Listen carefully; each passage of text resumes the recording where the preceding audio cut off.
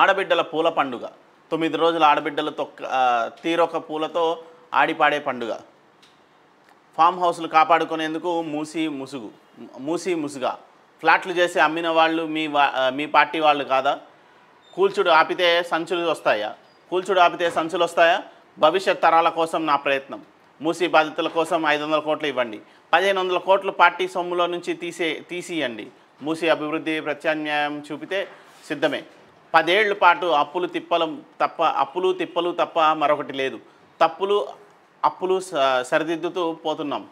10 ఏళ్ల పాటు కంటోన్మెంట్ను ఎందుకు పట్టించుకోలేదు? బీఆర్ఎస్ తీరుపై నిప్పులు చెరిగిన సీఎం రేవంత్.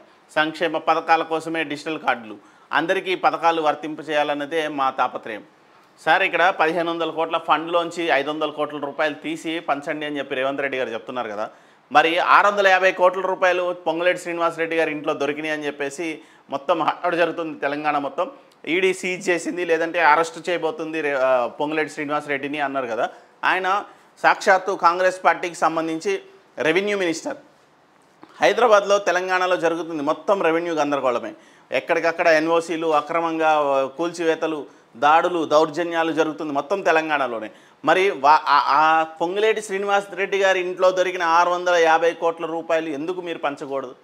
ఈడీకి ఇచ్చారు కదా, మరి ఇంకెంత డబ్బు ఇంకా దాగుంది? 650 కోట్ల రూపాయలు ఈడీకి దొరికిందని ఒక బయట టాక్ అయితే నడుస్తుంది. నిప్పులేందే పొగరాదు.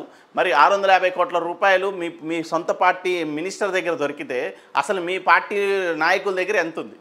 మీరందరూ కూర్చొని పవర్ ఎంజాయ్ చేస్తూ అడ్డగోలుగా దోచుకో తింటూ పైసలు కూడబెడుతుంటే దాన్ని కేంద్ర ప్రభుత్వం ఈడీకి సంబంధించిన అధికారులు వచ్చి జప్తు చేసిన క్రమంలో 650 కోట్ల రూపాయలు ఒక మినిస్టర్ దగ్గర దొరికిందంటే మిగతా మంత్రుల దగ్గర ఎన్ని వందల కోట్ల రూపాయలు ఉన్నాయి?